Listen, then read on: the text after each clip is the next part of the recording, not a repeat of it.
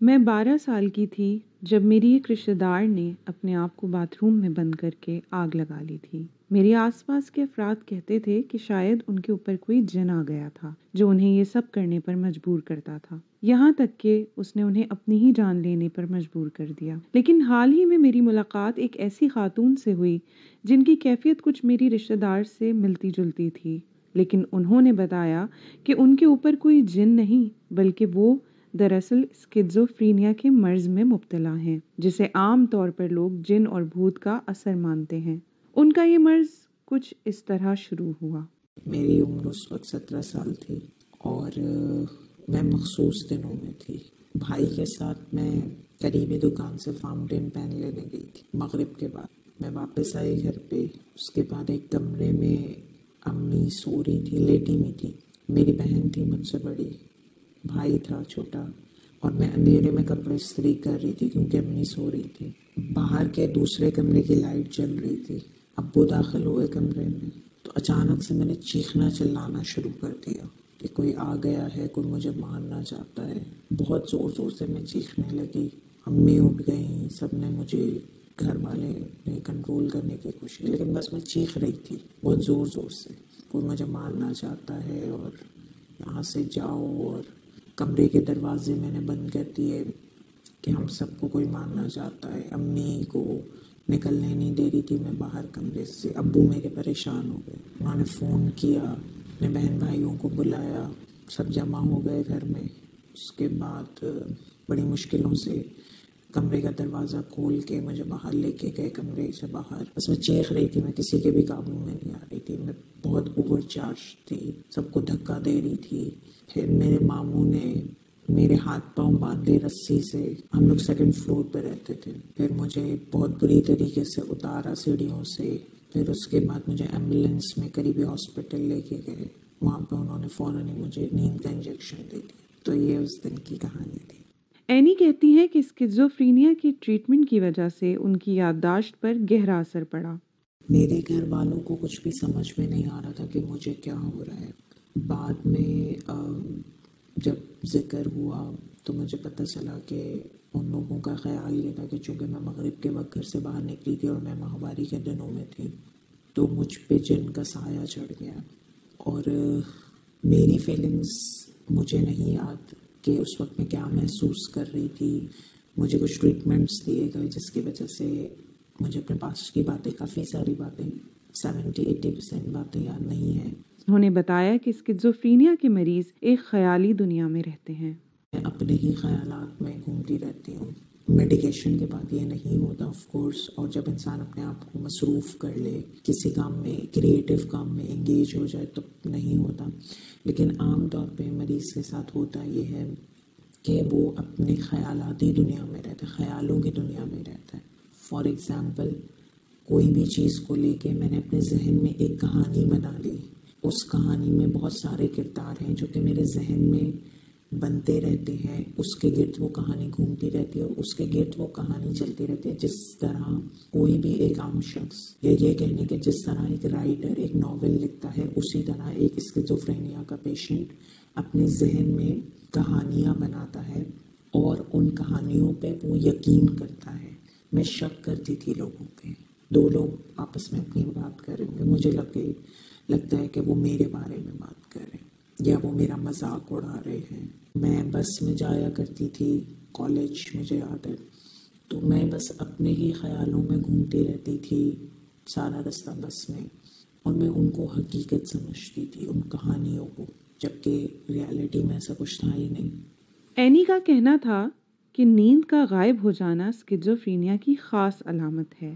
جتنے بھی مجھے لیپسز ہوئے فور ویریس ریزنز، اس میں سب میں میرے ساتھ یہ ہوا کہ میری نیند سب سے پہلے ڈسٹرب ہوتی ہے۔ پہلے نیند ڈسٹرب ہوتی ہے، پھر اس کے بعد آپ کے نارمل روٹین لائف کے جو کام ہیں، جو ایکٹیویٹیز ہیں، وہ ڈسٹرب ہونا شروع ہوتی ہیں چونکہ آپ کو پراپر نیند نہیں مل رہی۔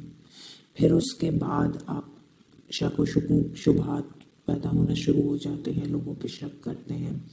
پھر اس کے بعد وہ بڑھتے بڑھتے بڑھتے بڑھتے ایکسٹریم پہ پہنچ جاتا ہے، اینڈ دین اس کے بعد لیپس ہوتا ہے۔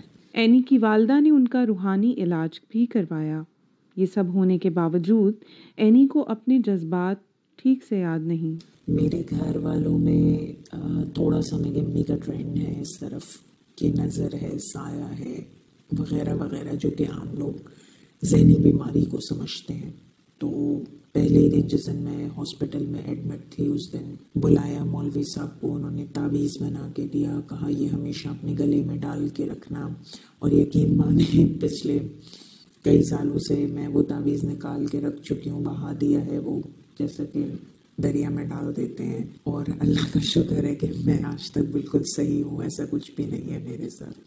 اس بیماری کا سائز سے، جن سے، بھوت سے کوئی تعلق نہیں ہے، یہ ذہنی بیماری ہے۔ اس کے بعد بھی وقتاً فوقتاً یہ چلتا رہتا تھا کہ وہ مجھے لے کے جاتی تھی کسی نہ کسی مولوی کے پاس، جھاڑ پھونک والے کے پاس۔ اسکیزوفرینیا کے مریض آس پاس کے افراد کے رویوں سے اور ان کی بیماری کو نہ سمجھنے والے افراد کی وجہ سے مختلف معاشرتی مشکلات سے بھی گزرتے ہیں۔ بیماری کے بعد تقریباً میں کہوں گی 15-16 سال کی ایج سے جو میرے ساتھ جو بیہیورل چینجز آئی ہیں، اس میں بہت زیادہ شائع ہو گئی تھی۔ میں کسی سے بات ہی نہیں کرتی تھی، سوشل طور پہ بہت زیادہ انٹروورٹ۔ مجھے لگتا ہے کہ مجھے اس بیماری نے انٹروورٹ بنا دیا، میں تھی نہیں انٹروورٹ۔ لیکن کاؤنسلنگ سے یہ ٹھیک ہو سکتا ہے، جبکہ اینی کہتی ہیں کہ میں یہ کہوں گی کہ بیماری کی ٹریٹمنٹ کے دوران کبھی بھی ڈاکٹر نے، جیسے میں 2 سائیکیٹرسٹ کے انڈر ٹریٹمنٹ رہی، تو انہوں نے کبھی بھی یہ نہیں کہا کہ آپ کو کاؤنسلنگ کی ضرورت ہے۔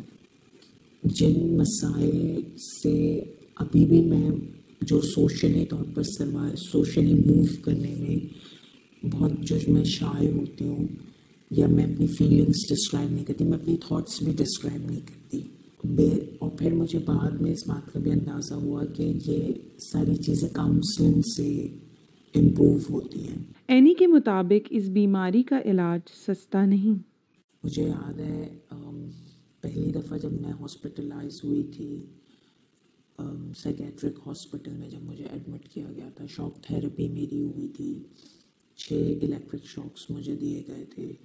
تو اس ایک الیکٹرک شاک کی جو قیمت تھی اس وقت تقریباً 5 سے 6 ہزار کے درمیان تھی، اور یہ میں ارلی 2000 کی بات کر رہی ہوں۔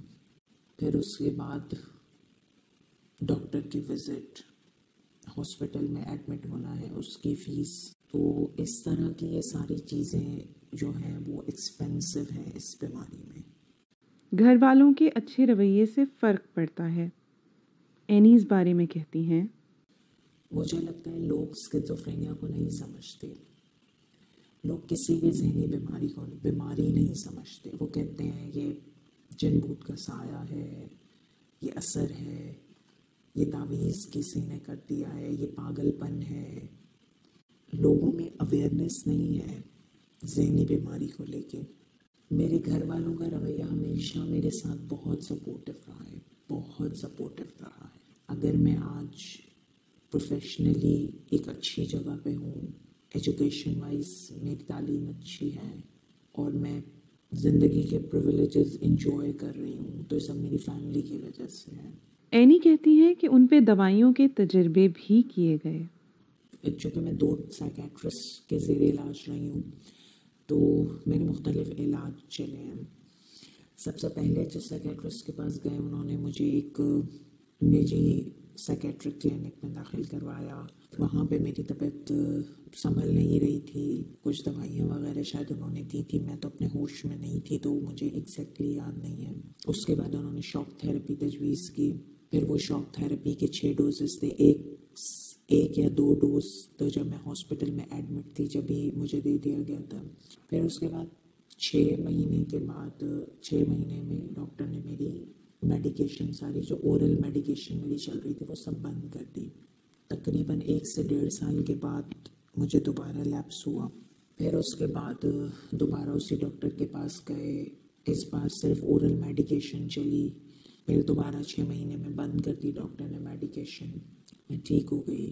پھر اس کے بعد دوبارہ تیسری بار جب سمٹمز آنا شروع ہوئے تو ہمارے فیملی ڈاکٹر سے کنسلٹ کیا تو انہوں نے وہی دوائیں ہمارے فیملی ڈاکٹر نے لکھ دی، لیکن اس کا ریئیکشن ہو گیا مجھ پہ، میرے مسلس اسٹف ہونا شروع ہو گئے. پھر اس کے بعد ایمرجنسی میں لے کے گئے دوسرے سائیکیٹرسٹ کے پاس، پھر اسے ٹریٹ کیا.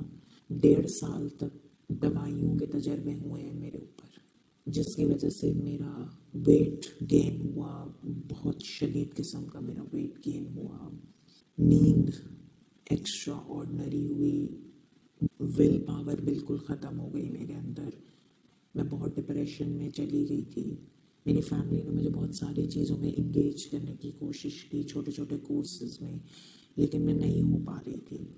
1.5 سال کے بعد فائنلی ایک امپورٹڈ میڈیسن کے اوپر ڈاکٹر نے مجھے فائنلی وہ کر دیا، اوکے کر دیا کہ ہاں اب یہ مسئلہ ہے اور اب وہی دوائی چلے گی.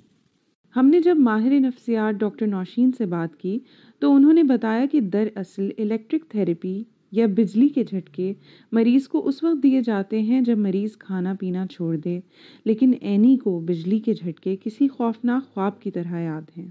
ڈاکٹر نے بس یہی مجھے کہا ہے کہ بیٹا دوائی بند نہیں کرنی ہے.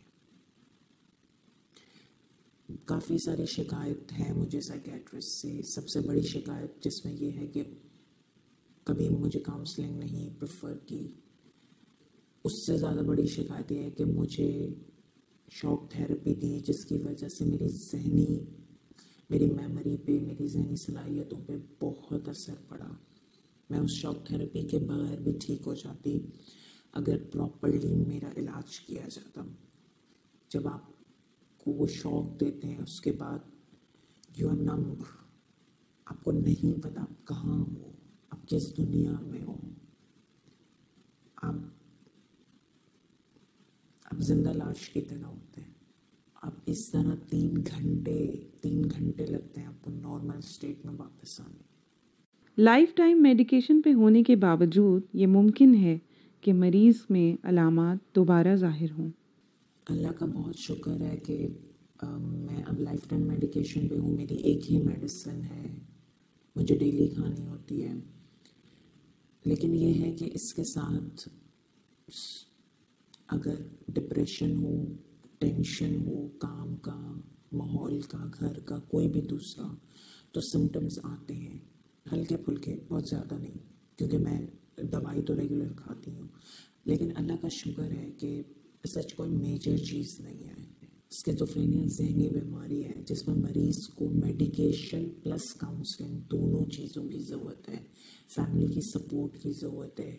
مریض کو یہ بات یاد دلانے کی ضرورت ہے کہ زندگی ریالٹی ہے، خیالات زندگی نہیں ہے. بہت سارے اتنا فرسٹریٹڈ ہو جاتے ہیں، دے ہیو ٹو بی چینڈ. ان کو پاگل خانے شفٹ کرنا پڑتا ہے، کیونکہ ایسا نہیں ہے کہ اسکیزوفرینیا کے پیشنٹس ان کے اندر کوئی ڈس ایبلٹی ہے. وہ سوسائٹی کے ساتھ رہ کر کچھ بہت بڑا بھی اچیو کر سکتے میڈیکیشن اور کاؤنسلنگ کے ساتھ. مجھے لگتا ہے کہ اپنی زندگی میں کوئی ایک ٹارگیٹ، کوئی ایک مقصد بنا لینا کہ اسے اچیو کرنا ہے، that is some thing very important.